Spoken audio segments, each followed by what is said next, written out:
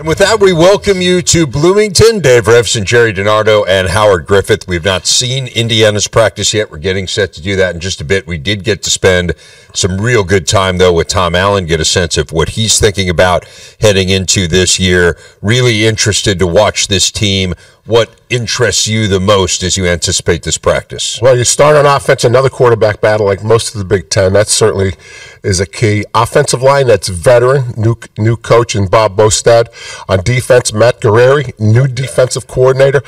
And the amount of portal guys that Tom Allen has recruited, that'll be a factor in this team. Yeah, I think absolutely. You think about the portal players and the incoming freshmen, those are going to be important parts to this team.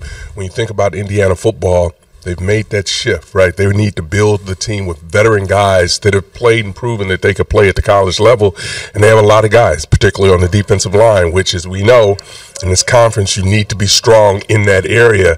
You talk about the battles, or rather you talk about the offensive line. I've been a fan of Bostad since I first saw him with the Badgers, and I really have an appreciation for how he works that offensive line. So I'm really interested in seeing that group come together. And all this with Ohio State being the opener, and that makes a difference. How you get a team ready. I mean, that's a tough draw. And I'm sure there's some positives to it, but that's a tough way to go. He's gonna have to have his team ready. Yeah, absolutely. I mean, from the get-go, you play maybe the toughest game, one of the toughest 3 games certainly on your schedule right out of the gate. They do get that game at home, but really tough, particularly with a new quarterback, whoever it might be, whether it's Taven Jackson or Brendan Sorsby, and then kind of how that all fits together, how all the new players, how everything gels. It was interesting in talking to Tom Allen, just the difference philosophically in how you get your team ready now versus how you did in years past, where he really thought about it as a building process, particularly here in a developmental program. He was saying you really have to think about each year individually. How do you put together the best team now? And those are the challenges that are different challenges than even 3 or 4 years ago. Yes. I mean, it's amazing how quickly that equation has changed. Right. I think one of the biggest challenges is how many live snaps the first team will have before they play Ohio State. It won't be a lot. What about a quarterback? How do you get a quarterback ready when you don't want to hit him in camp? Nobody in the country hits their quarterback live. And that's okay if it's a returning quarterback, because that quarterback has had live reps in a game. But you're trying to get ready for Ohio State. Offensive line predicts to be better, but you have a quarterback battle. And my guess is we won't know about that quarterback as he relates to contact until Ohio State. That's a tough go. And it becomes difficult. And I always find it interesting when you talk about trying to get your team prepared when you have a big opponent, right? So even if you had a lesser opponent, you're still wondering, okay, what's that right number of reps to get the team ready? So I think it's something that's a very tricky balance. And I think from team to team, depending upon how you built your team, is going to determine a little bit about how you prepare. But the most important thing when we talk about this Indiana team, it's getting to week 1. It's making sure that they're as healthy as possible to get there, because that's what's going to give them that ultimate chance to win football games. And I think today is the first day that they'll have live reps, and we'll be here to see it. Yes, we will be, and we will report back. Fascinated to, again, see this team. They have the least returning production of any team in the Big Ten, but one of the top 15 portal classes in the country. It is obvious that Tom Allen feels like, from speaking to us, he has players who are going to make major impacts, who will be the best player in their position group, players who transferred in. So really excited to see those guys and excited to share with you what we see here throughout the day at Indiana camp. Not a ton of returning star power for Indiana. 3 All-Big Ten players back from a season ago, tied for the second fewest in the conference. The only first-teamer among the group, Jalen Lucas, who was named Big Ten Return Specialist of the Year as a true freshman after becoming the only player in the nation to return 2 kickoffs for touchdowns. Here's Lucas with Howard. Thanks for joining us this afternoon. Talk to me a little bit about how the offense is developing now. The offense is developing week by week. I was saying that we starting to move the ball with a sense of urgency. And I say, man, it's just come with just all being in as one and just executing. Just each key phase of the game, really. What do you see in the quarterbacks? Not asking you to choose one, but talk a little bit about the battle that's going on right now. The battle that's going on is really just amazing. You have Taven, he's playing a great leadership role. Also, you have Brennan Swordsby, he's contributing to that. But I can say they putting a lot of good balls out there and just doing what they're being told each and every day. You've got some wide receivers that have come in and helped you. How have they developed? They developed well. We got Cameron Perry, a great route runner. We got Anderson Colby, great route runner, great hands. Just tall guys and just guys that can just make big plays each and every day on the field. You guys have competitions going into practice about who's going to catch the most, who can take the top off the defense? Yes, every day, man. It's a competition. It's a lot of trash mouth football being played out there. What's it like having Coach Walt Bell as your offensive coordinator? Man, Coach Walt Bell as my offensive coordinator, man, he always buy into the little things, and he just always want us to execute the right way.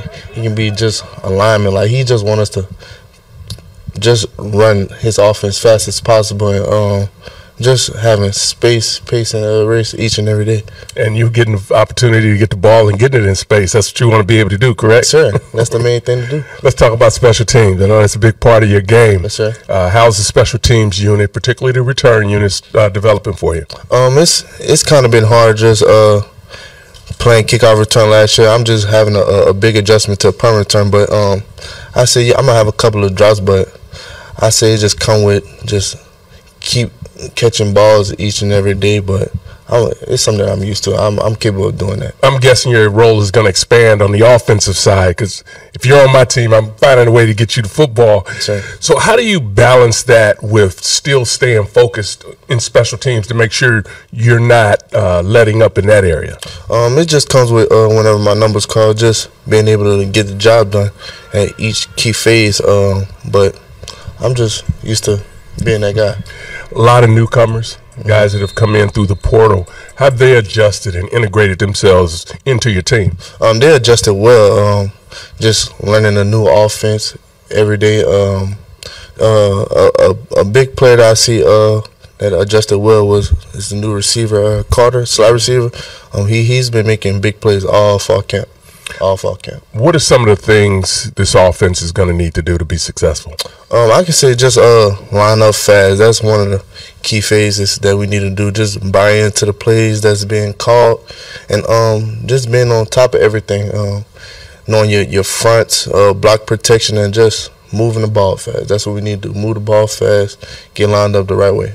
How have you changed as an individual coming into this year as opposed to, last year? You developing your leadership skills? Yes, I developed well in my leadership skills. Just I'm always the type to say something about the little things, and I just want everybody to be at their best when it comes to most, and I'm just always on top of everybody.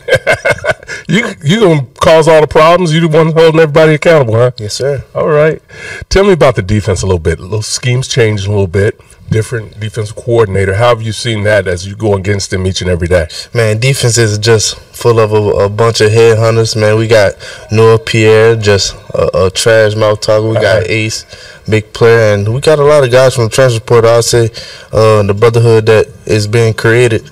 It's been a very good development to the defense, but man, defense is impactful in different types of ways. And Andre Carter, I ain't gonna lie, hands on, that's probably one of the best defensive linemen I ever seen in my life. Has he caught you yet?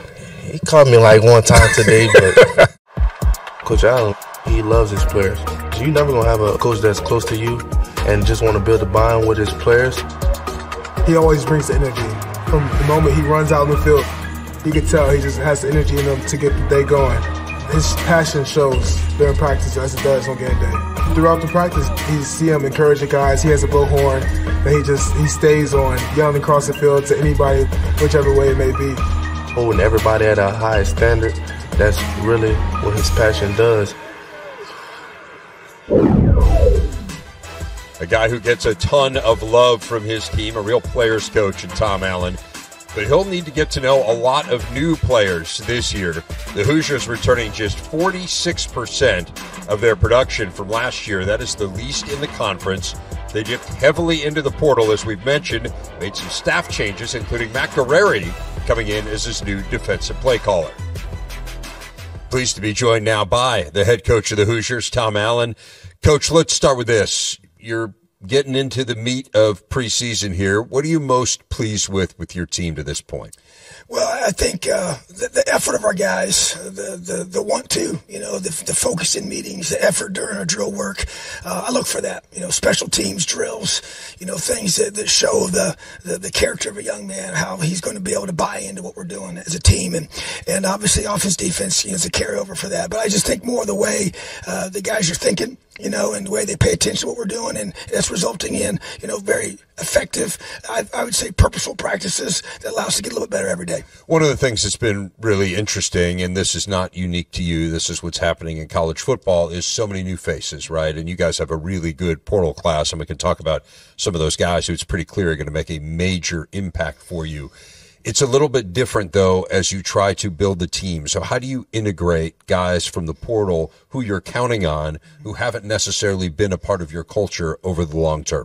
Yeah, I think that's the challenge, because at the end of the day, it's about being the best team, and that's being a connected team. It's a team that gets to know each other. And so really have worked hard to develop those relationships with the guys, not just me with those guys and their coaches, but also with each other, and the way we did the offseason of having accountability teams that were cross-positional, cross grade levels, doing activities together, trying to do anything we could possibly do to be able to get connected to a young man that's not been here, and it is a large number of guys. And so at the end of the day, I think, you recruit guys in the portal or out of high school that fit your culture.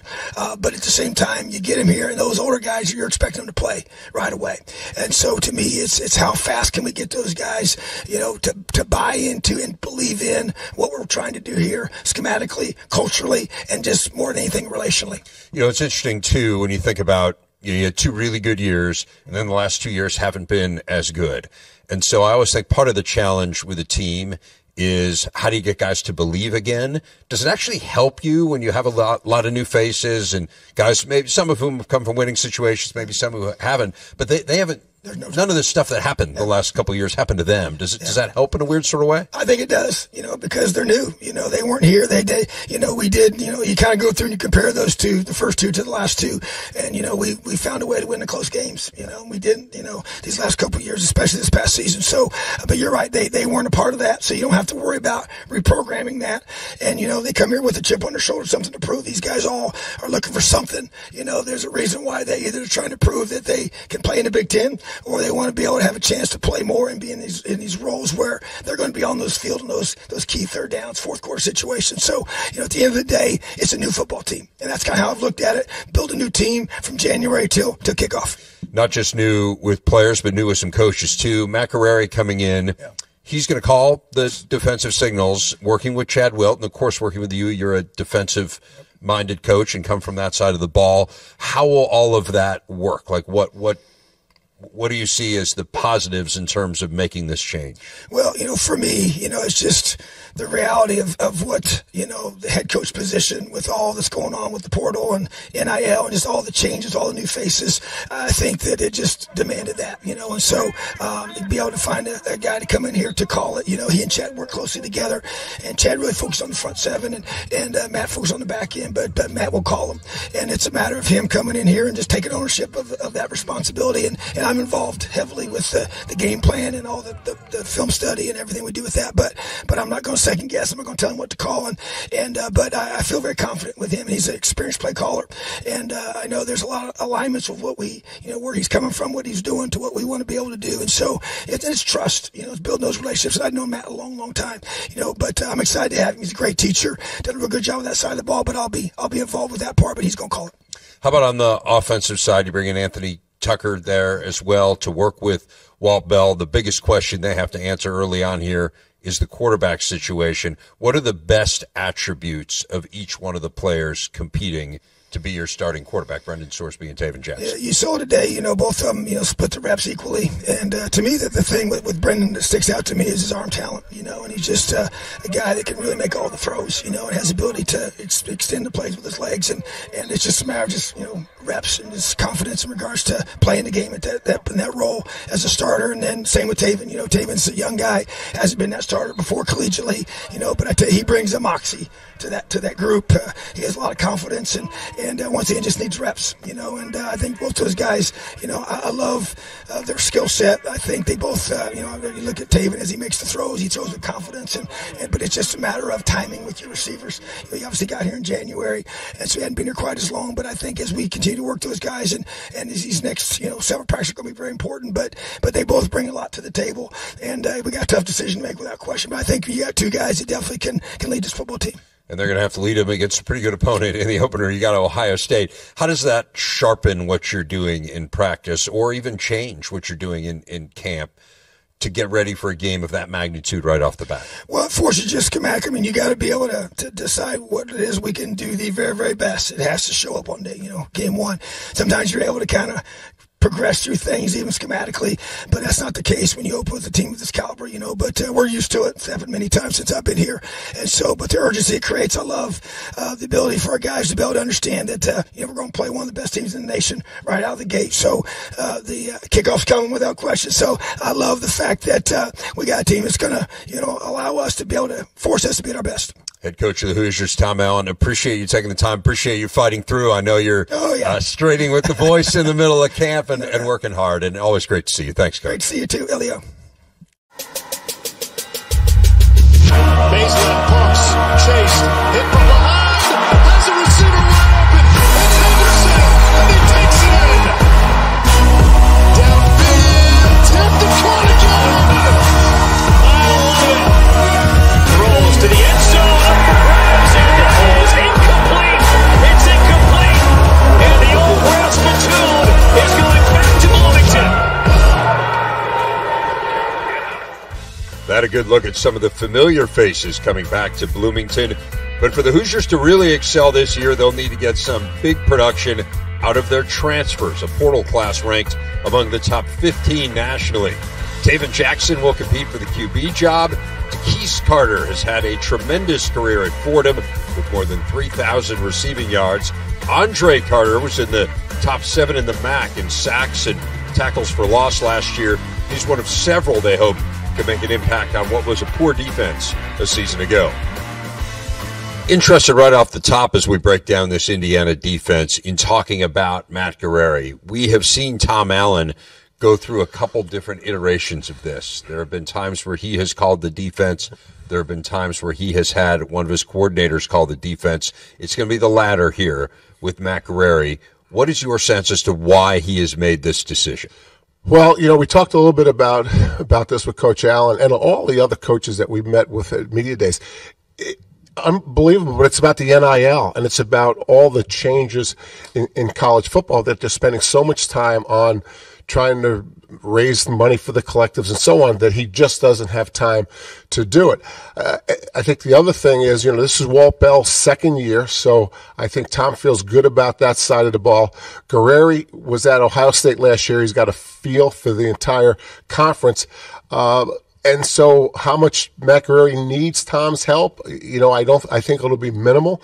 Plus, it sounds like Tom's got a bunch of other things he's got to take time out of his day. And I think that's key when you talk about being able to really, truly be a CEO of your football organization. He's stepping away, but I think that gives him an opportunity to really take a big picture view at the entire team and what needs to happen. I think sometimes as an offensive coordinator or a coordinator period, you start to focus in on what your specialty is. And as a head coach, you probably really need to spend your time really being able to touch each and every position, special teams as well, be able to maneuver and get in and out of meetings and be able to communicate with your team. Yeah, plus, in a situation like Indiana, Indiana, you know, a lot of people run hurry-up offenses. You know, I think in a place like Indiana, that's not necessarily what you have to do. And Tom gets to go from the offensive meeting room to the defensive meeting room and make sure that everyone's on the same page. And when a head coach is a CEO and not coordinate one or the other on offense, they manage both phases of the game much better when Tom's not worried about the defensive game plan. He can go in the offensive staff and say, look, this is what I need you to do to help our defense. He can go into the defensive meeting room and say, this is what I need you to do to help the offense. And I think it's just a way to manage the program. And I think the other side of it that doesn't get talked about, he is really about relationships. He's big on that. And for him to get locked in one side of the ball doesn't allow him to have those relationships with everyone on his team. And I think that ends up being a big part of it, particularly now when you look at the portal, the number of people that they bring in as true freshmen, the number of people that have come in through the portal. He has to make sure that those young people are integrated into his program and are able to buy in. You know, the game's changed. I mean, head coaches used to try to raise money for facilities, and now they're trying to raise money for personnel, and so it's taken so much time from these head coaches. Some of the personnel that they got's impressive. I was talking with Tom Allen after practice and said to him, it feels like the group that where they have changed the way that they look the most is up front on defense. Andre Carter is clearly going to make a major contribution coming over from Western Michigan, but some good body types and physical players up front, Howard. You know, we walked in, we had that meeting earlier, and he talked about we're just different right now. And to come out and see that, it was impressive because of the defensive line, the guys that have come in through the portal, and even the guys that they've come in that they are developing into these defensive linemen, they look different. You look at the linebackers, they look different. You look at the corners and safeties, they look different. You talk about being able to utilize the portal, that's a big part of it. And that's a huge change for a place that really considers themselves a developmental program. But right now, coaches don't have time to develop players. So the portal allows them the option to be able to bring in players that really have proven that they can play and really have a chip on their shoulder. And there's a lot of them out there because ever since the spread took over college football, pass rushes have become very popular in the high school. So you see the best programs in America take Ohio State, for instance, the depth they have at defensive line. Well, those guys don't want to watch someone else play defensive line and rush the passer. They want to rush the passer themselves. So I think we're going to see this mobility, especially at a position like defensive line at a place like Indiana, where some other program that's maybe ranked in the top 10 is stacked in the defensive line, and the guys that aren't playing on that team want a chance to play, and this is one of the places they can do that. He feels like he is upgraded significantly, not just along the front, but he said Linnell Carr is a linebacker who transferred in, might end up being the best pass rusher that they have had. You saw some players making big contributions. Nick Toomer, who transferred in from Stanford, was a sure-handed tackler, I thought, on the back end today. So it's clear they've made an impact here in terms of getting new faces in who can contribute right away. Right. And again, I keep going back to the opening game. I mean, this defense is going to have to be ready. And then they turn around and they have Indiana State, but they have them on Friday. So getting off to a fast start here and trying to gain some confidence before they get into the middle of the schedule. Yeah, and I think one of the things you look at it on the defensive side is a team that can wear down toward the end. So you have to be able to take care of that defense. So offensively, offense has to be able to play complementary football to keep this defense as healthy as they can. Right. And again, you go back to Tom going into the offensive room maybe and saying, let's talk about clock management.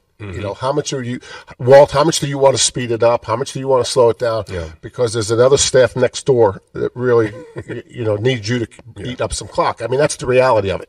It did feel like at times last year what they were doing on offense didn't help the defense. So I think that's going to be a really interesting thing to see, kind of to your point. And again, to your point more largely about running the entire program rather than focusing more so on one side of the ball. So a lot of interesting philosophical decisions to make, but clearly the talent has been upgraded on that side of the ball. Oh, Bubba! Bubba! Bubba! A lot of work to do with that defense. Finished last in the Big Ten in scoring D for the second straight year. The Hoosiers lost 9 of their top 10 tacklers from 2022. They will enter the season having given up at least 24 points in 10 straight games. That is tied for the longest streak nationally. Matt Guerrieri comes over from Ohio State, hoping to help turn things around. He is with Jerry. Coach, you were at Ohio State last year. What was your impression of the offenses in the conference from top to bottom? Yeah, I would say complete would be the word I would use. The offensive linemen are big and physical and talented. There's really good quarterbacks, running backs, and receivers. So complete is what I would use. Obviously, there's a number of explosive offenses that rank in the top 25 in the country. So that's what I would say about that. Coach Allen has called signals on defense. He's not done it. And now this year, again, he's turned it over to you. How will you and him interact about the game plan and about game day calls? Yeah, it starts with the relationship, and I've known Coach Allen for a long time. I actually sat in his meetings when he was a special teams coordinator at Ole Miss, and we go way back from there. So he's got a great system. He's had great defenses everywhere that he's been. So it's a working relationship between us, and he has a system in place here. Speak to specifically some of the portal guys that have come in and help you. Yeah, I would start with Andre Carter for us up front. Has done a fantastic job as a defensive end for us. Lionel Carr, who brings some pass rush ability. Philip Bleedy inside a defensive tackle, but there's definitely a physical presence from the front from that standpoint. And then in the back end, Kobe Minor from a coverage standpoint at corner, and Jacob Magnum Farrar at linebacker as well. What's the most important thing when you recruit a portal guy that you're expecting to help you right away? What's the important thing to find out about him? It's all about fit. Who is that man? Does he fit the culture that you have? Does he fill a need that you have from a football standpoint? But more important, who is that individual, and does he fit what we're doing here? Some of the things that are left undone, you're not even halfway through camp, I don't believe. So what's the list of things to do before the end of camp? Yeah, our DNA on defense is takeaways, tackling, and effort. So that's, are we taking the ball away? Are we tackling well? Are we playing with wild effort to the football? That's really our focus point right now. Schematically, obviously, you continue to introduce new scheme and get ready for your, early opponents. But those are three things from a DNA standpoint of who we are on defense. I think today was probably the most live contact you've had since camp started. Before you look at the tape tonight, what were your feelings coming off the field today? Pleased with the effort. Obviously, things from a technique standpoint and fundamental standpoint to clean up, but I thought the guys flew around and played fast. You're getting ready to play Ohio State for the opener. When do you switch gears from preparing for the season to preparing for the first game? Yeah, we're still, from a player standpoint, focused on us right now. And then as we get through a second scrimmage, our preseason game number 2, then the gears start turning towards your week 1 opponent as you prepare for that. But from a coaching staff standpoint, there's no new film on those guys, so we've been preparing for a long time for that. So when you left Ohio State and came here, were you told to forget everything that you learned about the Ohio State program? I'm pretty sure those guys would say that, yes. Yeah, I think it was mentioned yesterday that you were here. But, appreciate your time. Enjoyed watching you work. Yes, sir. Have a great year, Coach. Thanks, Jerry. You bet. With Connor Bazelak and Jack Tuttle both moving on, the QB job is open in Bloomington. 4-star Taven Jackson, the brother of recent IU hoop star Trace Jackson Davis, comes from Tennessee, where he attempted just 4 passes.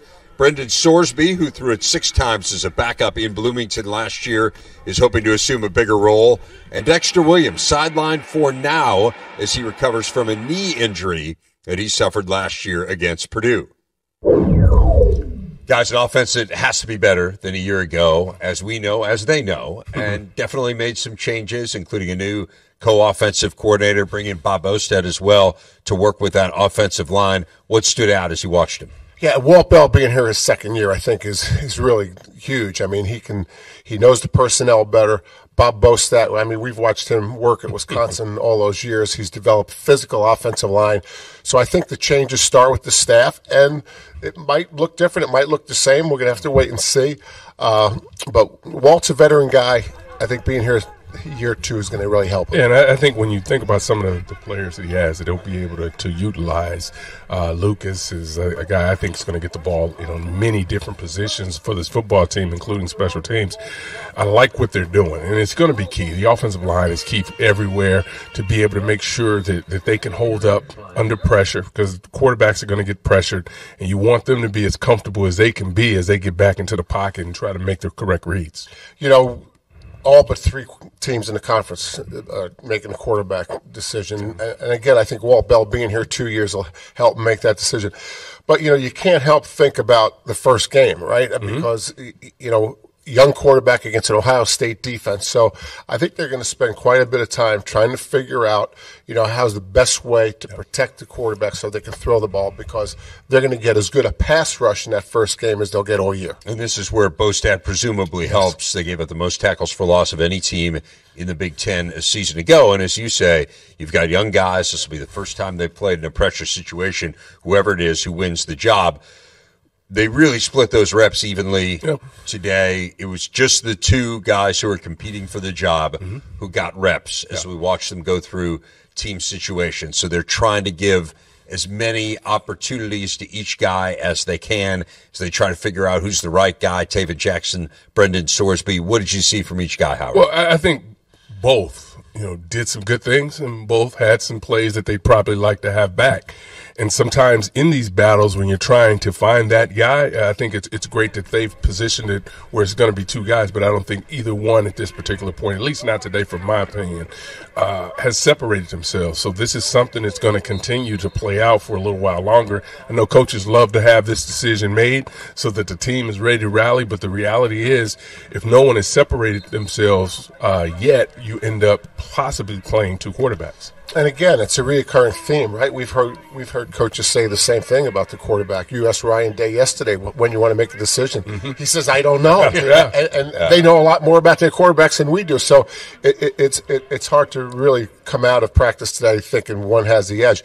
The only other thing too about the offense, Trevor, is 3 portal guys from in the offensive line. And again, a program like Indiana, when you can, and we had a great conversation with Coach Allen before practice about the philosophy of portal and all that. The 3 offensive linemen in the portal have to help this make it a better offensive line along with Coach Bostad. I tell you talk a lot about this when you have young quarterbacks being able to get pressure in their face. And it's hard, right? You don't want guys to be live. You want to be able to get everyone to that first game so that they can make a good decision. So it was interesting for me when you watch the quarterbacks, they're wearing flags, right? And the reason that they're wearing them is so that the defensive players can get as close as they can to them and just snatch the flag, because so many times a quarterback drops back in the pocket and he's not going to be hit, and he can just get rid of it. But at least it gives them an idea of timing in their head if that flag is ripped from them. Right. The problem is, as we know, when you're not getting hit, your eyes are looking at the secondary,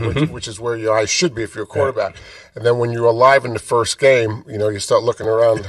You ain't looking down there. And you don't know that until it's live bullets. And so, but again, most of the conference is going through this. I don't ever remember where there's only 3 returning quarterbacks.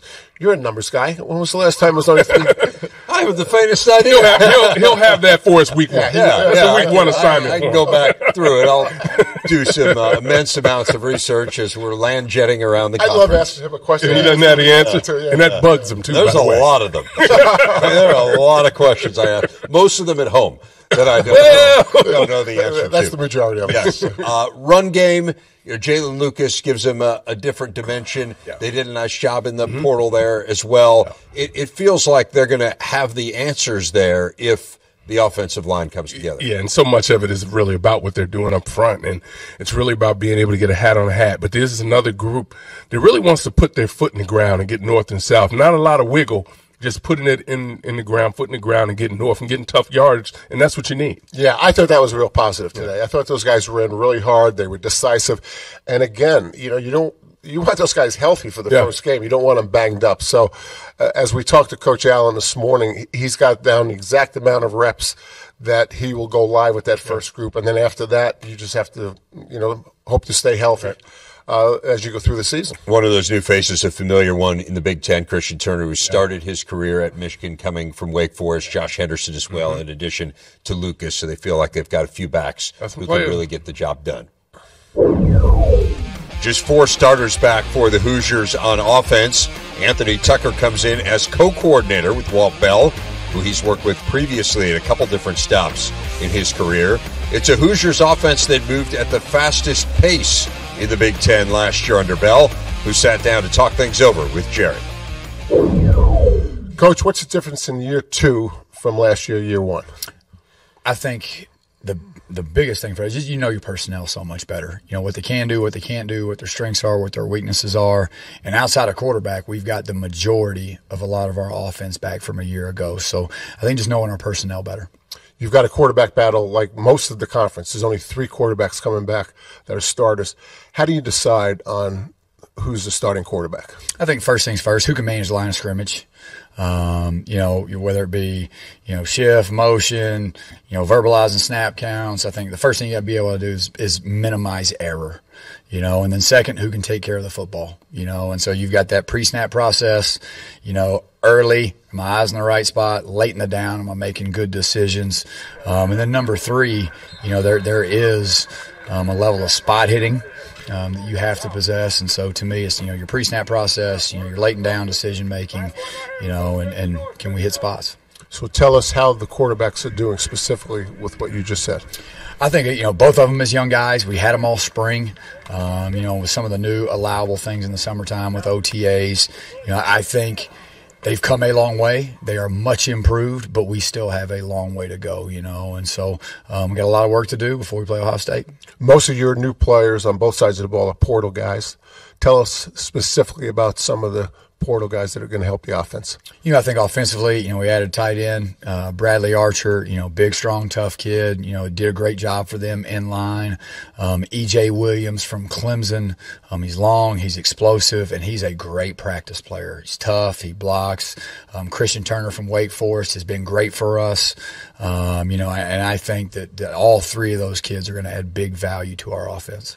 How does the portal impact your install? Does it slow it down or does it speed it up because they're veterans? Well, it's a little bit of both. A little bit of both, yeah. To be honest with you, is because, the install, you get your pre-spring, you get your spring, you get your summer, and then you get your fall camp.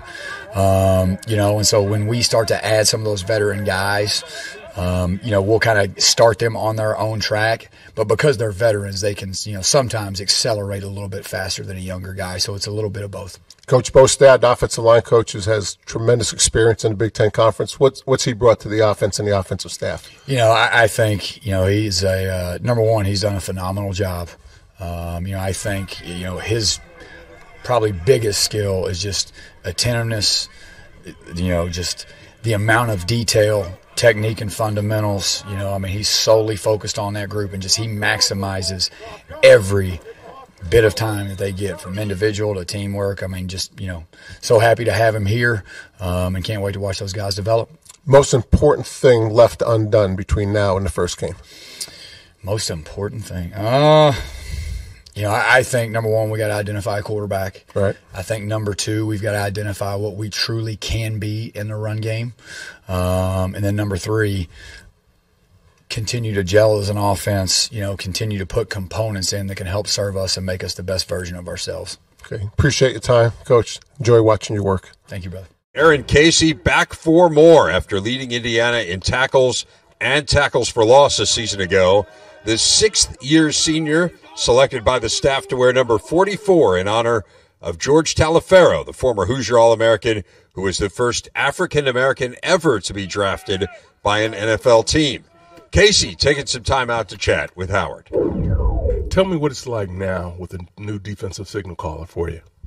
Yeah, Coach G, he brings a lot of energy to the defense and everything. So he's just that type of guy that will make sure you know what you're doing, making sure everything fits the right way, making sure the linebackers hold everybody accountable. So I'm lucky to have him back there. Man, you lit up when I asked about that. Yeah, I did. And you're smiling. That's my guy. How does it change your game and your approach and the things that you need to do? Man, we're big on confidence this year, and so he's bringing the confidence. We're just trusting the process and trusting our preparation and everything. So he's really instilling that into us day by day, and we're really confident out there on the field. You spent a lot of time in opponents' backfields last year.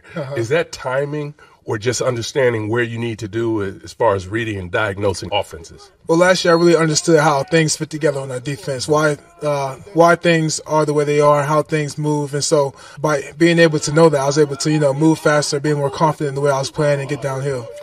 The terminology sometimes changes when a new play caller comes in. Has the terminology been able to stay the same for you guys this year? Yeah, this year has been pretty much the same. There hasn't been too many new stuff with it. Tell me what you see in some of those defensive linemen that are playing in front of you. Man, we got the group up front. It's like that. We got the group up front. Yeah, them big boys are coming in and work every day, every snap, and they just moving bodies around. And so I just, as a backer, it's something you gotta love. And tell the people how that helps your game and the linebackers at the second level when you have guys that, in my opinion, can rush the passer, are going to be space eaters, be able to get in the backfield as well. Yeah, they just make everything more clear for the back end. So just by them moving, settling to where they need to stunt and getting to their spots, like they're smart too, so they know how to, when the back ticks, things like that, they know when to change the alignment or change the gaps they're fitting in and everything. So it just makes it more clear for us. What are some of the things you guys need to do? I mean, this was a defense that was really playing at a high level. Individually, you were lights out. But how, as a defensive group, what do you guys need to do to get back to playing the type of defense you want to do? I think we just need to finish in the fourth quarter. Just having that fourth quarter mindset, focus, trusting our preparation, and controlling our emotions. It all comes together at the back end, and we're going to be able to be good. So when you say controlling the emotions, does that mean sometimes people's emotions gets the best of them and they may not be doing exactly what they need to do? Just, when emotions get high, the game's on the line for the most part. Just being center and know that we practice for this. We've been here before. We know what to do. We're confident with our preparation and everything like that. What's it like playing for Coach Allen, particularly now that he can't scream and yell? Man, he's really the most passionate guy I've ever been around. He cares about you as a person and how you do in the field. It's not just all football with him. He's more of a personable type of guy. So that's why personally I enjoy him having him as a head coach. Yeah, we talked about some of your defensive linemen, and there are other players at different positions, but you guys have got a lot of guys that came in through the portal, whether it's on the offense side, defensive side. How do they integrate into the program? How do you get those guys up to speed to where you need them to be? Yeah, so this summer we really were big on building connections, building relationships with our teammates. So we did a lot of team bonding things together just to get the guys to know each other more.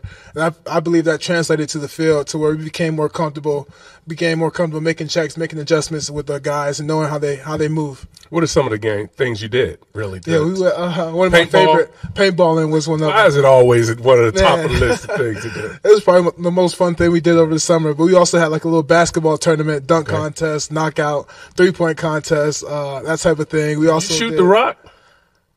I'm more of a mid-range type of guy.